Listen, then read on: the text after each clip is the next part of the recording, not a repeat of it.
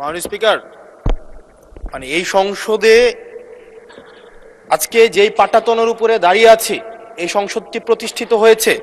এই সংসদের সংসদ নেতা, বিরোধী দলীয় নেতা, এই সংসদের ট্রেজারি বেঞ্চে যারা উপস্থিত আছেন, প্রত্যেকে এই সংসদে আসার পথে যেই ক্রান্তিকালীন পর্যায় অতিক্রম করে এখানে এসছে, এই পুরো জার্নির পিছনে যে আইনটি জড়িত সেটি নিয়ে হচ্ছে আমরা আজকে আপত্তি উত্থাপন করছি এবং সেটির জন্য 2 মিনিট এটা এক ধরনের, মাননীয় স্পিকার, এটা খুবই অপ্রতুল।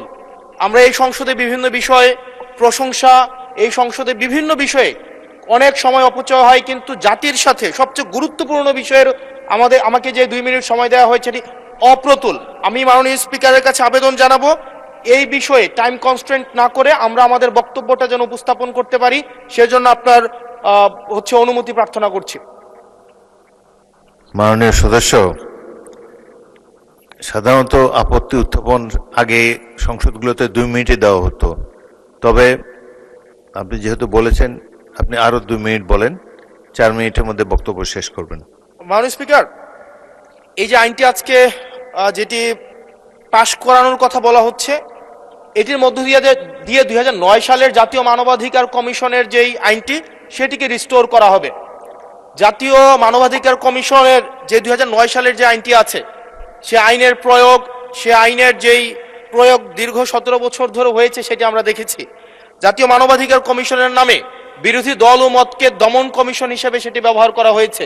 বিএনপিকে দমন করার বৈধতা জাতীয় মানবাধিকার কমিশন উৎপাদন করেছে। আমরা জাতীয় মানবাধিকার কমিশনের চেয়ারম্যানকে বলতে শুনেছি, জামাতের নেতাকর্মীদেরকে গুলি করা বৈধ মানবাধিকার টিকিয়ে রাখার স্বার্থে। আমরা জাতীয় মানবাধিকার কমিশন 2009-এ যদি চলে যাই, আমরা মাননীয় স্পিকার 2009-এ যদি চলে যায়, আজকে যদি 2025-এর অধ্যাদেশটিকে ল্যাপস করে দেওয়া হয়, এটি এই সংসদের জন্য আমাদের যে আমরা ফরওয়ার্ডিং একটা মুভে ছিলাম, আজকে এই 2025-এর অধ্যাদেশটি ল্যাপস করার মধ্য দিয়ে জাতি আবার ব্যাকওয়ার্ডের দিকে যাবে এবং জাতি পিছিয়ে পড়ার একটা টেক্সট বুক এক্সাম্পল হিসেবে এই সংসদে এটি থাকবে। 2009 সালের জাতীয় মানবাধিকার কমিশন আদতে কোনো আইন না, এটা হচ্ছে সরকারি আরেকটা দপ্তর বানানো হয়েছে জাতীয় মানবাধিকার কমিশনকে।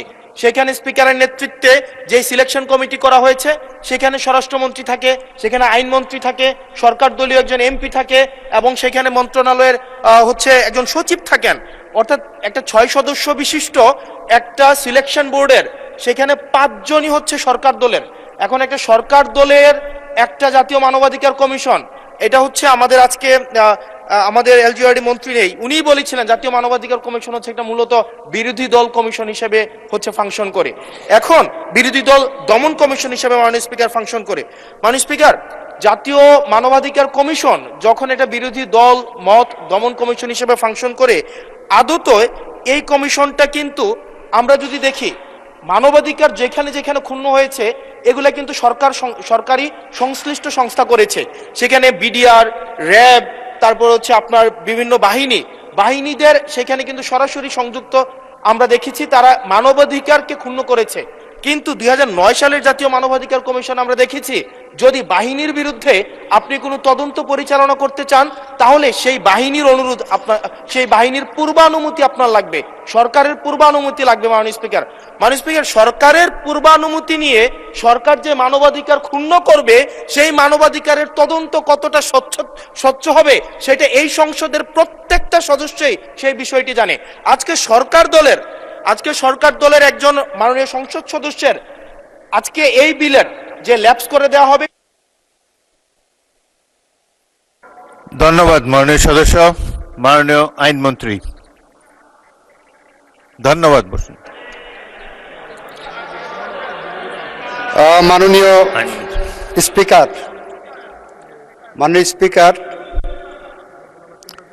মাননীয় আইনমন্ত্রী, বিরোধী দলীয় নেতা বলুন।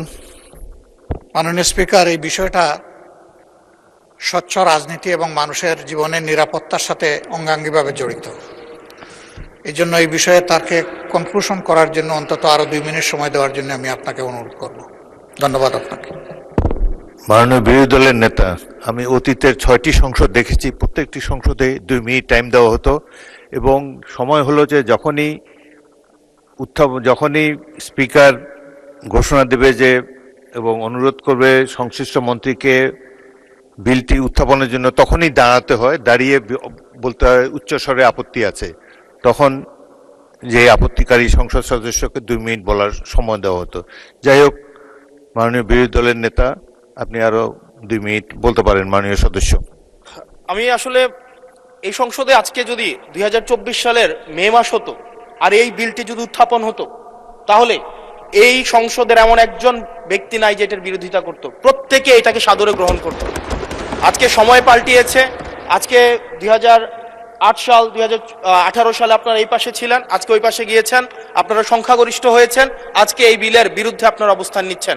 2024 সালের কোন এক মাসে, জুলাইয়ের আগে, এটা ফেব্রুয়ারি, জানুয়ারি, মার্চ, যদি এটা তৎকালীন ফেসিবাদ সময়ে যদি এই বিলটাকে 2025 সালের যে আপনাদের জাতীয় মানবাধিকার কমিশনের যে অধ্যাদেশটা আছে সেটা যদি এই সংসদে উত্থাপন করা হতো, তাহলে এই সংসদের এমন একজন ব্যক্তি নাই যে এটার বিরোধিতা করত, প্রত্যেকে এটাকে সাদরে গ্রহণ করত। আজকে সময় পাল্টিয়েছে। আজকে 2008 সাল 2018 সালে আপনারা এই পাশে ছিলেন, আজকে ওই পাশে গিয়েছেন, আপনারা সংখ্যাগরিষ্ঠ হয়েছেন, আজকে এই বিলের বিরুদ্ধে আপনারা অবস্থান নিচ্ছেন। 2024 সালের কোন এক মাসে, জুলাইয়ের আগে, এটা ফেব্রুয়ারি, জানুয়ারি, মার্চ, যদি এটা তৎকালীন ফেসিবাদ সময়ে যদি এই বিলটাকে 2025 সালের যে আপনাদের জাতীয় মানবাধিকার কমিশনের যে অধ্যাদেশটা আছে সেটা যদি এই সংসদে উত্থাপন করা হতো, 300 জন এখানে যারা যারা উপস্থিত আছেন প্রত্যেকেই চাইতেন এই জাতীয় মানবাধিকার কমিশনটা সেটা যেন পাশ করা হয়। কিন্তু আজকে সময় পাল্টিয়েছে, ঋতু পরিবর্তন হয়েছে, আজকে চেয়ার পরিবর্তন হয়েছে, দিক পরিবর্তন হয়েছে, আমরা জাতীয় মানবাধিকার কমিশনের বিরুদ্ধে আমরা অবস্থান নিচ্ছি। এবং আজকে আমাদের এই অবস্থান